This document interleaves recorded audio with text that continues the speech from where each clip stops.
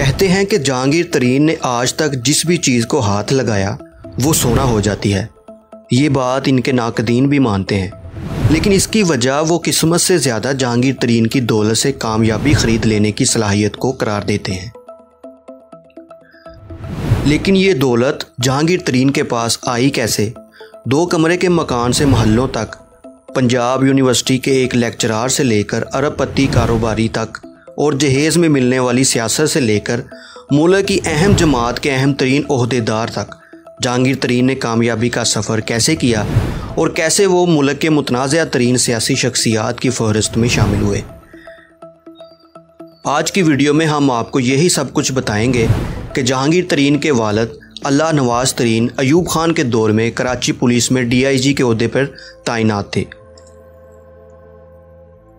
कहने वाले कहते हैं इस ओहदे तक रसाई में इनकी काबिलियत से ज़्यादा फील्ड मार्शल अयूब खान से इनकी रिश्तेदारी का दखल रहा है। इनकी आबाई ज़मीनें चूँकि तरबीला के मकाम पर बनने वाले डैम में आ गई थी, तो इसके बदले इन्हें जनूबी पंजाब के शहर लोधरा में ज़रई ज़मीन अलॉट की गई।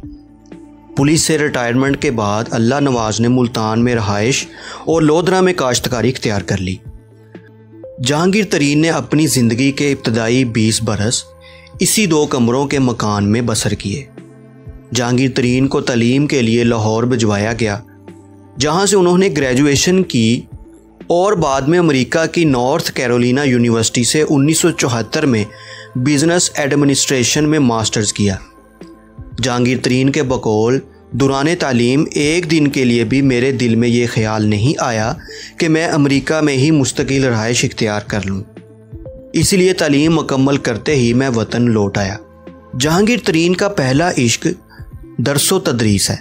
2017 में BBC को एक इंटरव्यू में उन्होंने कहा कि इन्हें नौजवानों के साथ गुफ्तगू करके हमेशा मज़ा आता था, इसलिए उन्होंने पंजाब यूनिवर्सिटी में लेक्चरार के तौर पर मुलाजमत इख्तियार कर ली। लेकिन वालिद की मुखालफत के बायस वो अपना पहला इश्क छोड़कर बैंक की नौकरी करने पर मजबूर हो गए।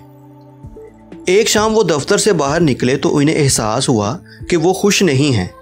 इनका दफ्तर लाहौर की एक इमारत के तहखाने में था। वो बताते हैं कि मैं सुबह इस तहखाने में दाखिल होता और शाम ढलने के बाद बाहर निकल जाता। एक शाम दफ्तर से निकलते मैंने सोचा ये भी कोई ज़िंदगी है। अगली सुबह मैंने इस तहखाने में नहीं जाना। वह लाहौर से मुल्तान पहुँचे और वालिद को खबर सुनाई कि वो काश्तकारी करेंगे। उनके वालिद ये सुनते ही जैसे सकते में आ गए। क्यों पुत्र, लाहौर में कोई झगड़ा हो गया है क्या? जहांगीर खान तरीन का कहना है कि लोधरा में वालिद साहब की ज़मीनों पर चंद दिन गुजारते ही मुझे एहसास हो गया कि काश्तकारी मेरे DNA में है। वालिद की 400 एकड़ ज़मीन पर उन्होंने काश्तकारी शुरू की। अभी तरीन को लोधरा आए 2 साल हुए थे कि इनकी ज़मीनों से मुल्क सरकारी ज़मीन को महकमा जंगलात ने फ़ौज को दे दिया, जिसने ये ज़मीन मेडल लेने वाले अपने अफसरों में बांटना शुरू कर दी। अब जिस अफसर को ये ज़मीन मिलती, वो जब ज़मीन देखने वहाँ आता तो इसका इस्तकबाल एक बंजर रेगिस्तान करता, क्योंकि यहाँ पानी नहीं था। जहांगीर तरीन का कहना है कि मैं इस ज़मीन के बिल्कुल साथ बैठा होता था। मैंने क्या किया, ये ज़मीनें इन फ़ौजी अफसरों से बहुत सस्ती खरीदनी शुरू कर दी। 20 साल मैं ये काम करता रहा, फ़ौजी अफसरों से बंजर ज़मीनें ख़रीदता रहा और यहाँ से जहांगीर तरीन की कामयाबियों का ना ख़त्म होने वाला सफ़र शुरू हो गया। इस दौरान उन्होंने कितनी ज़मीन ख़रीदी, इस बारे में जहांगीर तरीन वाज़ेह बात नहीं करते, लेकिन बाज़ अंदाज़ों के मुताबिक इनके पास जनूबी पंजाब से सिंध तक 45,000 एकड़ ज़मीन है। मज़े की बात यह है कि इस ज़मीन को इनकी मलकियत साबित करना भी मुमकिन नहीं, क्योंकि इसमें बेशतर ज़मीन इनके मुलाजमीन और रिश्तेदारों के नाम पर है। फ़ौजियों की ज़मीनों से फारग होने के बाद जहांगीर तरीन ने मकामी ज़मींदारों का रुख किया और इन्हें इनकी ज़मीन के बदले सालाना इतनी रकम की पेशकश की जितनी वो साल भर मेहनत करके कमाते थे। बहुत सारे लोगों को ये पेशकश भा गई। उन्होंने अपनी ज़मीनें ठेके पर जहांगीर तरीन के हवाले कर दी। इस तरह से हासिल की गई ज़मीन का शुमार जहांगीर तरीन के करीबी रिश्तेदार भी आज तक नहीं कर सके। ये सारी खरीदो फरोख्त गैर मुतनाज़िया नहीं रही।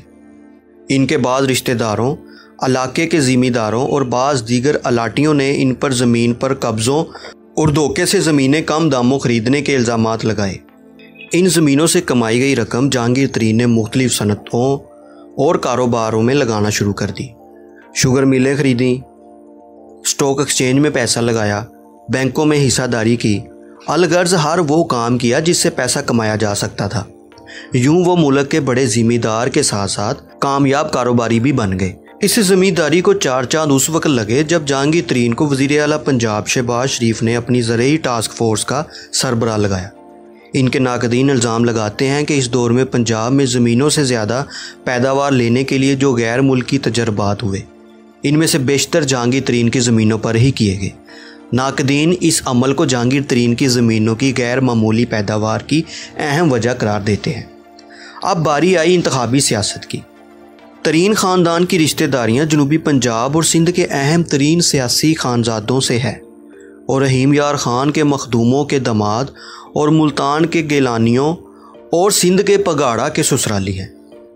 जहांगीर ख़ान तरीन के कज़न हमायूं अख्तर ख़ान और इनके ब्रादर निस्बती मखदूम अहमद महमूद पहले से ही सियासत में एक्टिव थे,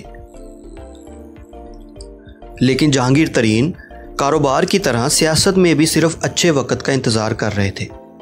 परवेज़ मुशर्रफ के फ़ौजी इक़्तिदार ने इन्हें वो नफ़ा बख्श मौका दे दिया।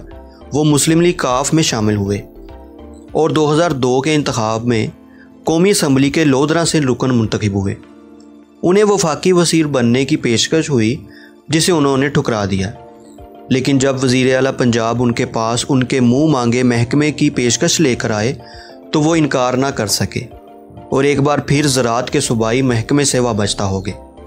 इस दौरान ज़मीनों की खरीदारी भी जारी रही और सरकारी खर्च पर नित नए तजर्बात भी किए। कुछ अरसे बाद वो वज़ीर आज़म शौकत अजीज़ के वज़ीर सनत व पैदावार बन गए। एक बार फिर नाकदीन ने शोर मचाया कि इस दौरान मुल्क के साथ साथ जहांगीर तरीन ने भी खूब सनती तरक्की की। 2008 में वो अपने एक और रिश्तेदार पीर साहब पगाड़ा की मदद और टिकट पर कौमी असम्बली के रुकन बन गए। 2011 में उन्होंने दर्जन भर हम ख्याल अरकान असम्बली को इकट्ठा किया और एक मजबूत सियासी प्रेशर ग्रुप के तौर पर सामने आए। अभी ये ग्रुप अपनी आइंदा सियासत के बारे में गौर व फिक्र कर ही रहा था कि अचानक खबर आई कि जहांगीर ख़ान तरीन इमरान ख़ान की तहरीक इंसाफ में शामिल हो गए हैं। खुद इस ग्रुप के अरकान भी हैरान रह गए कि किस तरह इनकी ताकत को इस्तेमाल करके जहांगीर तरीन ने एक लंबी छलांग लगाई। पीटीआई में इनकी आमद और फिर अहम तरीन ओहदे तक तरक्की भी आसान नहीं रही। सन 2015 में पीटीआई में पार्टी इंतखाबात करवाने वाले पार्टी रहनुमा जस्टिस वजीहुद्दीन अहमद ने इल्ज़ाम लगाया कि जहांगीर तरीन ने दौलत के बल पर पार्टी इंतखाबात में धांधली की कोशिश की है। इमरान ख़ान ने जस्टिस वजीह की बात सुनी अनसुनी कर दी, जिस पर जस्टिस साहब पीटीआई से अलहदा हो गए। इस वक्त जहांगीर तरीन बहुत फ़ख्र से कहते थे कि इमरान ख़ान इनका मशवरा बहुत गौर से सुनते हैं।